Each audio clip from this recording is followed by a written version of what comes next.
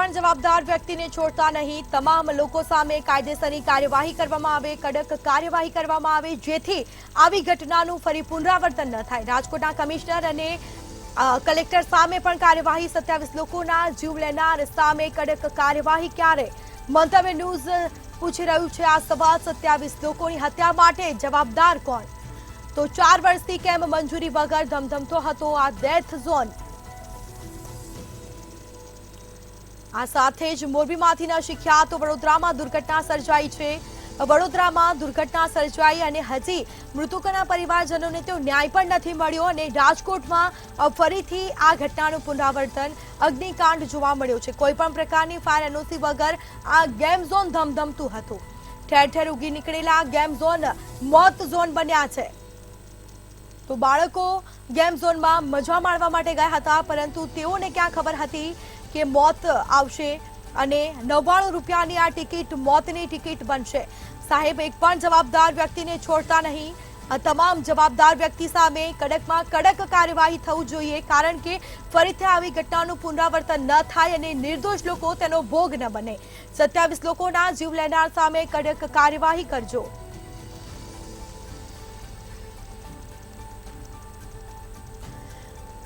તો આઉટપુટ હેડ પાર્થ પટેલ આપણી સાથે લાઈવ જોડાઈ ગયા છે. જી, કહી શકાય કે આ ખૂબ ગોઝારી ઘટના અને હાલ અટકાયત પણ કરી લેવામાં આવી છે, પરંતુ જવાબદાર સામે પગલાં ક્યારે? આ ગુજરાતની જનતા પણ સવાલ કરી રહી છે.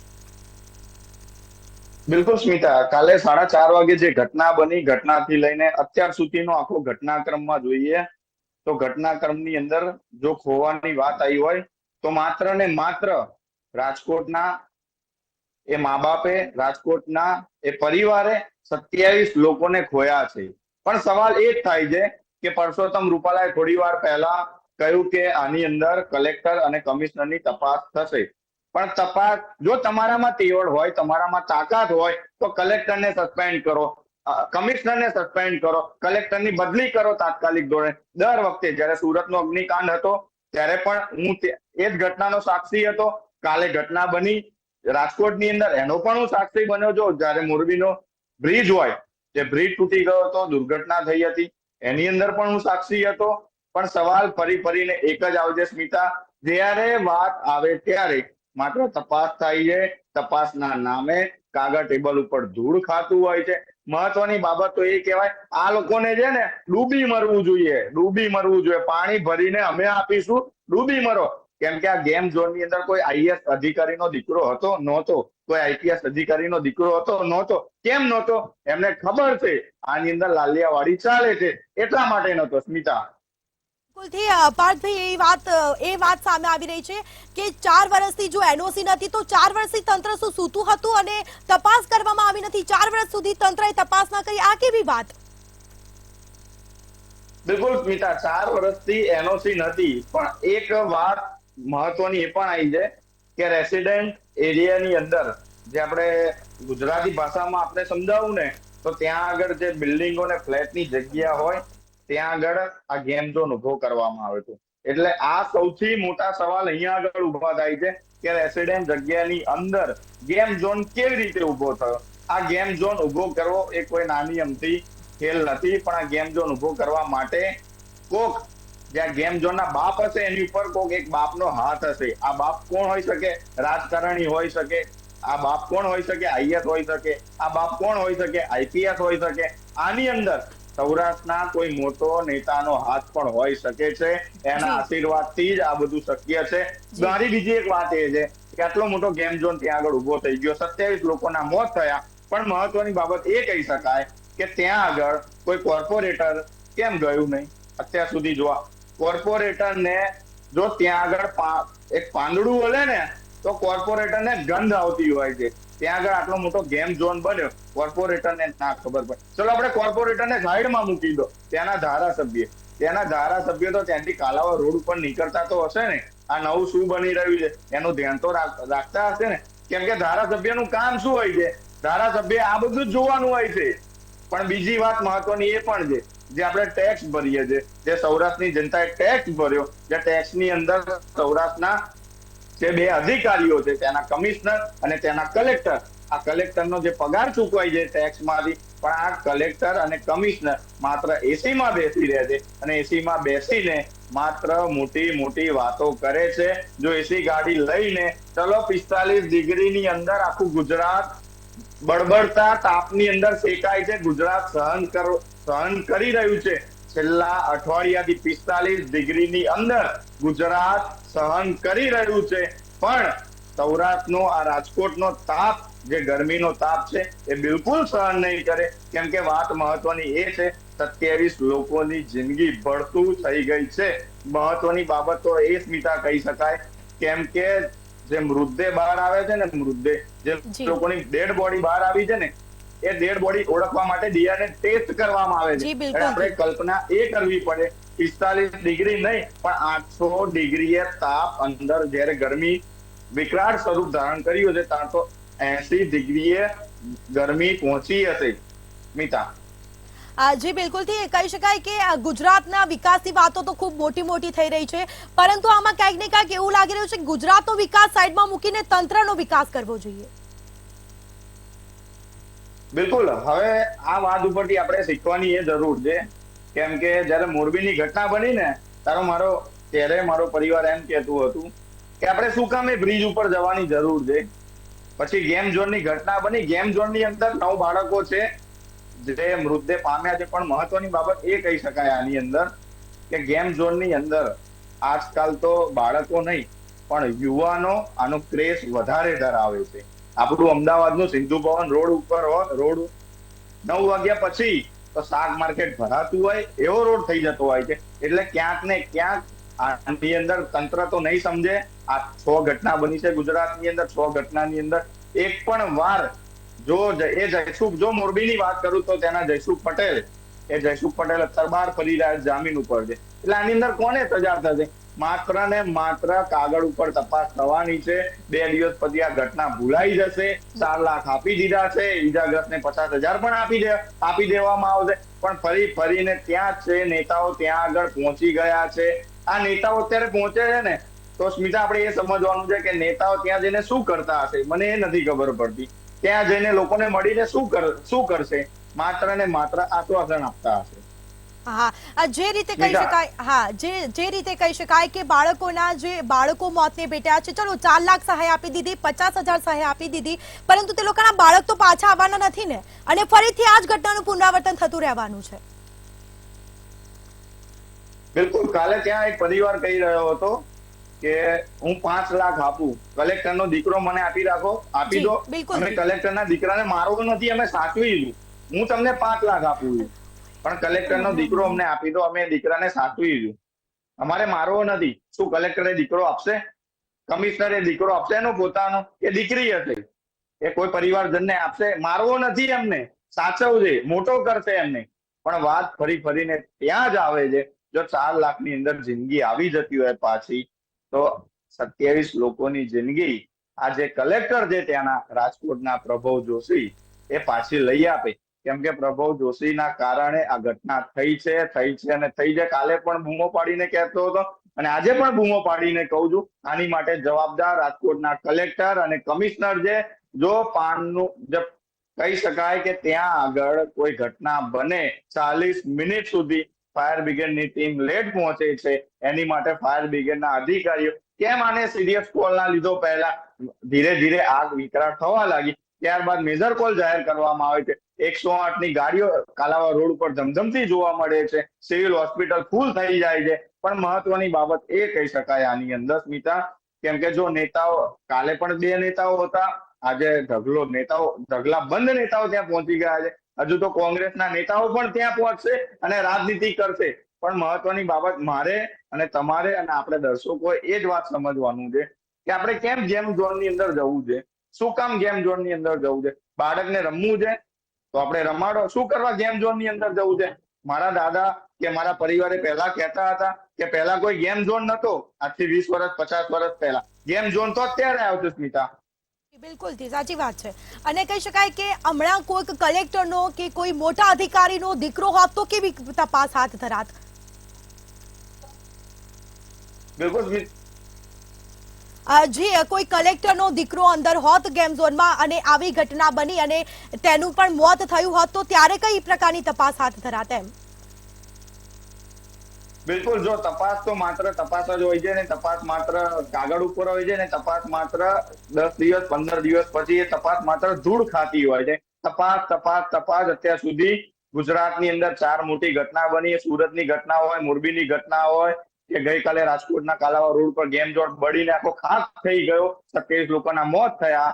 આની અંદર માત્ર તપાસ તપાસ ની તપાસ, માત્ર કાગળ ઉપર તપાસ જ રહેશે, બીજું કઈ જ નહીં થાય. જો કલેક્ટરનો દીકરો હોત તો અત્યારે કલેક્ટર શું કહેતા હોય કે આને ફાંસી થવી જોઈએ ગેમ ઝોનના માલિકને. પણ કલેક્ટરનો દીકરો ના જાય ગેમ ઝોનમાં, કેમ કે કલેક્ટરને ખબર છે કે આ ગેમ ઝોનની અંદર લાલિયાવાડી ચાલે છે. એ આઈપીએસ અધિકારીનો દીકરો અંદર ગેમ ઝોનની અંદર ગેમ રમવા ના જાય. કેમ ના જાય? કેમ કે અંદર ખબર છે લાલિયાવાડી ચાલે છે. સ્મિતા, જી બિલકુલથી જો વાત કરવામાં આવે તો હાલ તપાસ અટકાયત પણ કરવામાં આવી છે, પરંતુ હવે થોડા દિવસ પછી ચૂંટણીનું પરિણામ પણ આવવાનું છે, એટલે લાગી રહ્યું છે કે આ કોઈ તપાસ થશે નહીં, બધું દબાઈ જવાનું છે અને મૃતકોના પરિવારજનોને પણ કોઈ ન્યાય મળશે નહીં અને ફરીથી આવી ઘટનાનું પુનરાવર્તન થતું રહેશે. નેતાઓ જઈને તપાસ હાથ ધરશે અને આશ્વાસન આપશે લોકોને કે ભાઈ તપાસ કરીશું અને કાર્યવાહી કરીશું, બસ એટલું જ. બિલકુલ, ચૂંટણીનું પરિણામ આવવાનું છે. ચૂંટણીના પરિણામને કોઈ લેવા દેવા નથી. પણ મહત્વની બાબત એ કહી શકાય સ્મિતા, આપણે પરિણામ તો જે આવવું હોય આવે, પરિણામને કોઈ લેવા દેવા નથી. પણ આ જ સૌરાષ્ટ્રના લોકો છે, આ જ ત્યાંના લોકો છે, આ જ લોકોએ ત્યાં આગળ વોટ આપ્યા છે. સમજવાની વાત એ છે, કેમ કે જો જવાબદાર આપણે તંત્રને કહીએ છીએ તો એટલા જ જવાબદાર આપણે ખુદ પોતે છે. જો આપણે પોતે જવાબદાર કેમ છીએ? આપણે કેમ ગેમ ઝોનની અંદર જવાની જવાબદારી કેમ જઈએ છીએ? આપણે કોઈ પણ જગ્યાએ જઈએ છીએ, આપણે એક 100 રૂપિયાનો પિઝા ઝોમેટો ઉપરથી ઓર્ડર કરીએ છીએ તો એની અંદર શું નાખવામાં આવે છે કે શું અંદર મિક્સ કરવામાં આવે છે, આપણે એનું ધ્યાન નથી રાખતા. તો આખો ગેમ ઝોન છે, ગેમ ઝોનની અંદર 27 લોકોના મોત થયા. ના મોતની પાછળ જવાબદાર કાલે પણ બૂમો પાડીને કહેતો હતો અને આજે પણ બૂમો પાડીને કહું છું, માત્ર ને માત્ર જવાબદાર ત્યાંના કલેક્ટર, ત્યાંના કમિશનર, આ 2 લોકો જ જવાબદાર છે. કેમ કે આ કોઈ અગ્નિકાંડ નથી. આ કલેક્ટર અને કમિશનરે છાતી ઠોકીને કહું છું 27 લોકોની હત્યા કરી છે. હત્યા, મારી નાખ્યા છે. જો એમને ત્યાં આગળ ચેક કર્યું હોત, ત્યાં આગળ ગયા હોત તો આ ઘટના અત્યારે ના થઈ હોત. કહી શકાય કે લોકોએ કહ્યું છે ત્યારે એવી પણ ખબર પડી છે કે એક્ઝિટ ગેટ પણ આપવામાં આવ્યો નથી અને આગ લાગે તો લોકો ભાગે તો ક્યાં ભાગે? બિલકુલ સ્મિતા, મેં પ્રત્યક્ષદર્શી સાથે ત્યાં આગળ વાત કરી હતી. પ્રત્યક્ષદર્શીનું એવું કેવું હતું કે એક્ઝિટ ગેટ આની અંદર હતો, પણ જે વિકરાળ સ્વરૂપ આગ ધારણ કર્યું હતું, એટલે એક્ઝિટ ગેટની અંદર એક રબરની બેન્ડ આવતી હોય, રબરની બેન્ડ આખો બળીને ખાક થઈ ગયો હતો. એટલે એક્ઝિટ ગેટ હતો તે આખો બ્લોક થઈ ગયો હતો.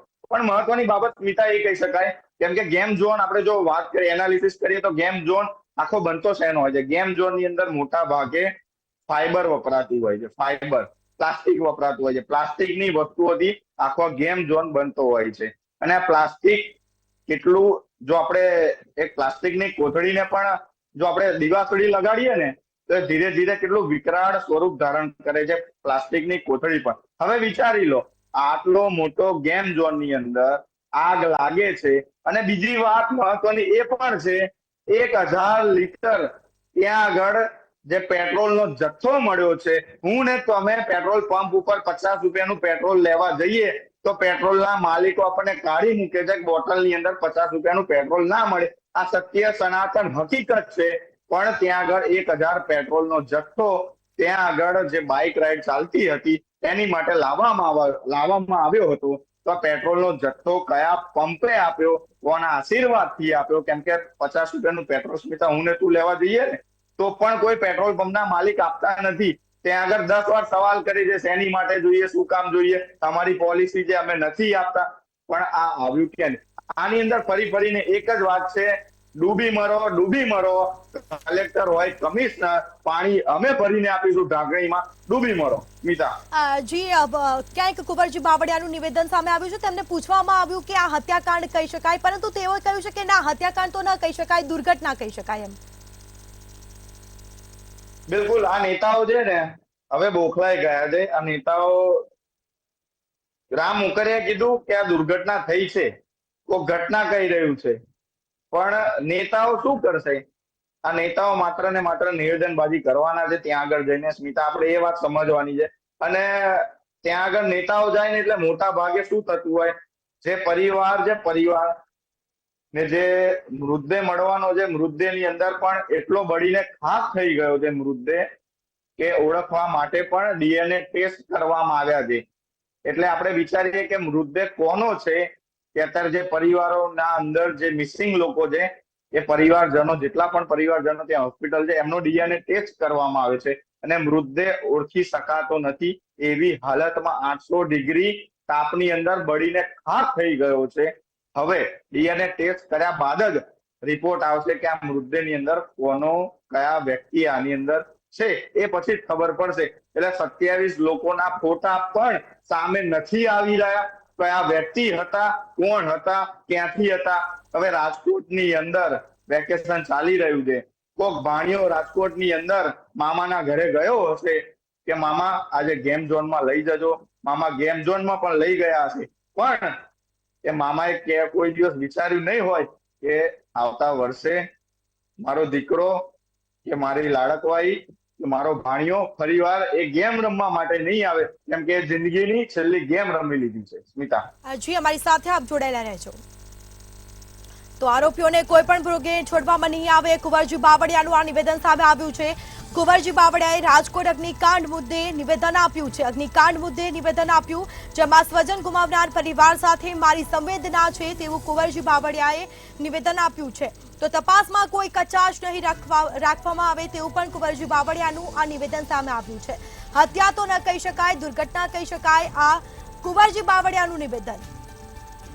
તો આરોપીઓને કોઈ પણ ભોગે નહીં છોડવામાં આવે તેવું આ કુંવરજી બાવળિયાનું નિવેદન સામે આવ્યું છે. તો રાજકોટમાં ટીઆરપી ગેમ ઝોન અગ્નિકાંડનો મામલો, જેમાં શિક્ષણ મંત્રીએ મૃતકોને શ્રદ્ધાંજલિ પાઠવી છે. તો શિક્ષણ મંત્રીએ મૃતકોને શ્રદ્ધાંજલિ પાઠવી, તમામ મૃતકોને શ્રદ્ધાંજલિ પાઠવી સંવેદના વ્યક્ત કરી છે. તો મૌન પાળી શ્રદ્ધાંજલિ આપી છે. તો શિક્ષણ મંત્રીએ મૃતકોને શ્રદ્ધાંજલિ પાઠવી. તો રાજકોટમાં જે દુર્ઘટના સર્જાઈ છે, શિક્ષણ મંત્રીએ મૃતકોને શ્રદ્ધાંજલિ પાઠવી છે. રાજકોટના ટીઆરપી ગેમ ઝોન અગ્નિકાંડનો મામલો, 99 રૂપિયાની ટિકિટ, આ મોતની ટિકિટ. આ બીજી તરફ તમામ મૃતકોને શ્રદ્ધાંજલિ પાઠવી અને સંવેદના વ્યક્ત કરી છે. શિક્ષણ મંત્રીએ સંવેદના વ્યક્ત કરી છે, મૌન પાળી અને શ્રદ્ધાંજલિ આપી. તો શિક્ષણ મંત્રીએ મૃતકોને શ્રદ્ધાંજલિ પાઠવી છે, દુઃખ વ્યક્ત કર્યું છે.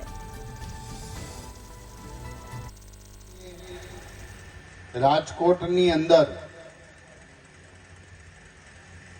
એક દુર્ઘટના ઘટી અને આ દુર્ઘટનામાં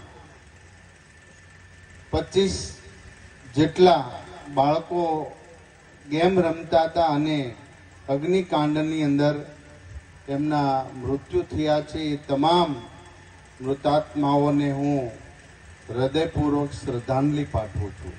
અને આજે ભગવતજીની સામે, ભગવાનની સામે હું દિલથી પ્રાર્થના કરું છું કે એમના આત્માને શાંતિ પ્રાપ્ત થાય, એમના પરિવારજનોને દુઃખ સહન કરવાની શક્તિ આપે.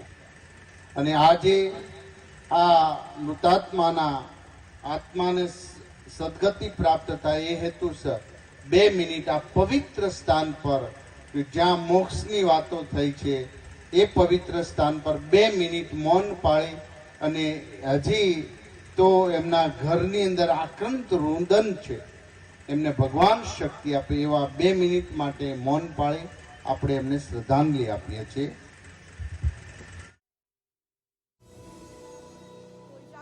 જલ્દીથી સ્વસ્થ થાય તેવું પ્રફુલ પાનસેરિયાનું આ નિવેદન સામે આવ્યું. શિક્ષણ મંત્રીએ પ્રફુલ પાનસેરિયાએ શ્રદ્ધાંજલિ પાઠવી છે, દુઃખ વ્યક્ત કર્યું છે. ઇજાગ્રસ્તો જલ્દીથી સ્વસ્થ થાય તેવું પ્રફુલ પાનસેરિયાનું આ નિવેદન સામે આવ્યું છે. શિક્ષણ મંત્રીએ મૃતકોને શ્રદ્ધાંજલિ પાઠવી છે. રાજકોટમાં અગ્નિકાંડમાં 27 લોકોના મોત થયા છે અને જેમાં શિક્ષણ મંત્રી પ્રફુલ પાનસેરિયાએ શ્રદ્ધાંજલિ પાઠવી.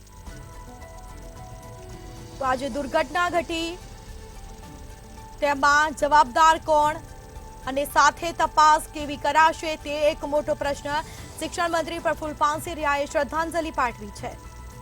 આ સાથે ઇજાગ્રસ્તો જલ્દીથી સ્વસ્થ થાય તેવું પ્રફુલ્લ પાનસેરિયાનું નિવેદન સામે આવ્યું છે। તો આઉટપુટ હેડ પાર્થ પટેલ આપણી સાથે લાઈવ જોડાઈ ગયા છે। જી, અનેક નેતાઓ નિવેદન આપી રહ્યા છે, સાંત્વના પાઠવી રહ્યા છે, શ્રદ્ધાંજલિ પાઠવી રહ્યા છે, પરંતુ શું તેમના બાળકો પાછા આવી જવાના છે આવું કરવાથી? બિલકુલ, શ્રદ્ધાંજલિ પાઠવવાથી જો બાળકો પાછા આવી જતા હોય તો પ્રફુલ્લ પાનસેરિયાને મારો એક જ સવાલ છે કે સરકાર 4 લાખ રૂપિયાની સહાયની જાહેરાત કરી છે, મૃતકોને 50,000 આપવાની વાત કરી છે, તો પ્રફુલ્લભાઈ તમારો બાળક આપી જાઓ। અમારે 4 લાખની અંદર તમારા બાળકને જીવતો રાખવો છે, તમે તમારા બાળકને આપશો? પ્રફુલ્લ પાનસેરિયાને મારો આ સવાલ છે। પ્રફુલ્લભાઈ, તમે 4 લાખની વાત કરી રહ્યા છો, શ્રદ્ધાંજલિ આપો છો, શ્રદ્ધાંજલિની અંદર માત્ર ને માત્ર આપણે ગુજરાતની અંદર છે ને આ સત્ય સનાતન હકીકત છે, આવી ઘટના બને ને એટલે આપણે પણ જાતે અને પોતે સમજવાની જરૂર છે કે આપણે ગુજરાતી પબ્લિક છે ને મીણબત્તીઓ લઈને રોડ ઉપર શ્રદ્ધાંજલિ પાઠવવા નીકળી જતી છે। આ તમાશો આપણે કરવાની જરૂર કોઈ નથી।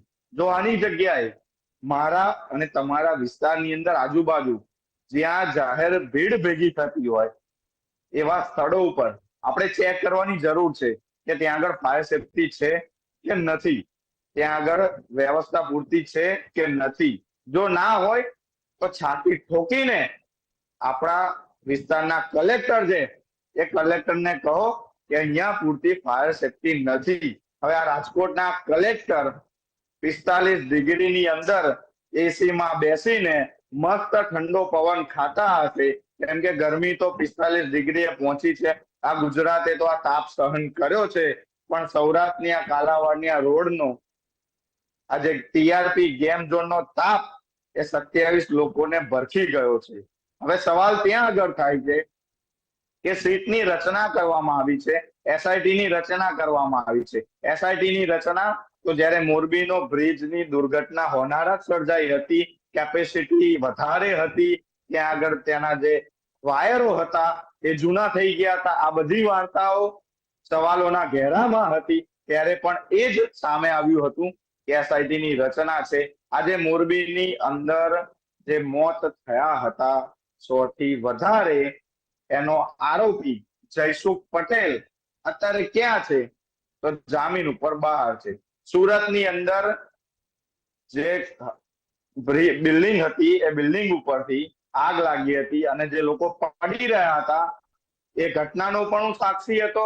એ ઘટનાના આરોપી અત્યારે ક્યાં છે? તો જેલની બહાર છે। હવે આ 27 લોકોના મોત થયા છે, 27 લોકોના મોતની પાછળ જવાબદાર કાલે પણ બૂમો પાડીને કહેતો હતો, આજે પણ બૂમો પાડીને કહું છું, કલેક્ટર અને કમિશનર આ બે લોકો જ જવાબદાર છે। પણ મહત્વની બાબત આપણે એ કહી શકાય આની અંદર, કેમ કે જે પરિવાર છે, હજુ ઘણા પરિવાર સિવિલ હોસ્પિટલ ત્યાં આગળ પહોંચ્યા છે, એમનો મૃતદેહ મિસિંગ બતાવી રહ્યા છે કે મારા ઘરેથી નીકળેલી બાળક, એક પરિવારે તો એવું કહ્યું કે મારી દીકરી ગઈકાલે 10 વાગ્યા સુધી મારી જોડે સંપર્કમાં હતી, મારી સાથે ફોન પર વાત પણ કરી હતી, અને અત્યારે ક્યાં છે?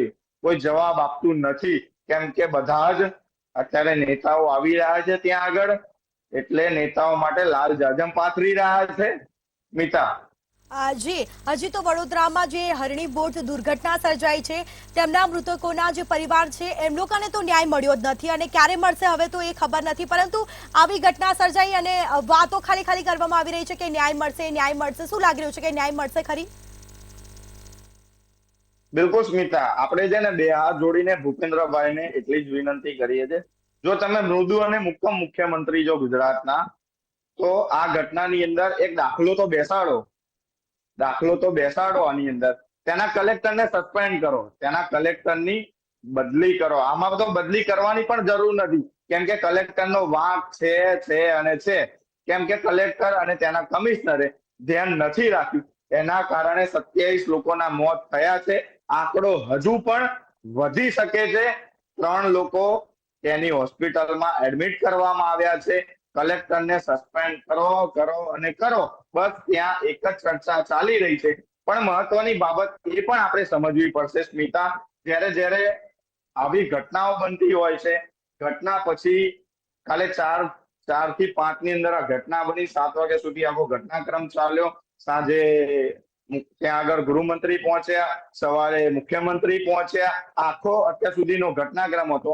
પણ મહત્વની બાબત આપણે એ કહી શકાય આની અંદર કે સ્મિતા, જો આવી ઘટના જ્યારે બનતી હોય, ઘટના પાછળ જવાબદાર કોણ?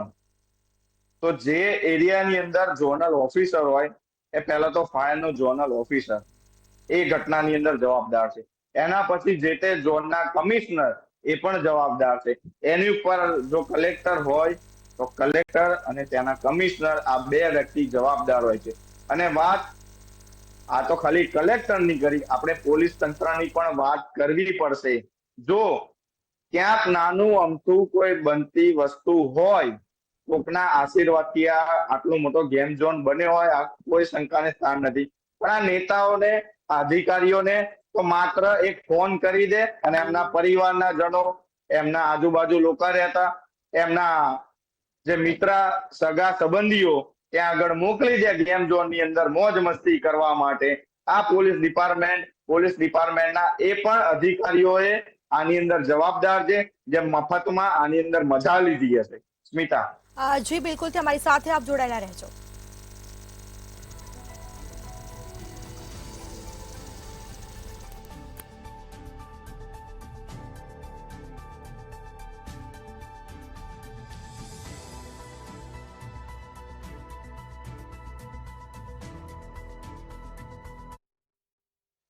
ગઈકાલે ટીઆરપી ગેમ ઝોનમાંથી બનાવ બન્યો છે, એ દુઃખદ ઘટના છે. એના માટે રાજ્ય સરકારે પૂરી તરફ ગંભીરતા લઈને અમારા રાજ્યના ગૃહમંત્રી અને વહેલી સવારના માનનીય મુખ્યમંત્રી પણ એની લીધી છે. આગામી દિવસમાં જે કોઈમાં દોષિત ઠરશે અથવા ધ્યાન ઉપર આવશે એના ઉપર સખતમાં સખત કાર્યવાહી થાય અને કરવામાં આવે એ રીતની રાજ્ય સરકાર તપાસ ટીમ મૂકીને તપાસ કરી રહી છે.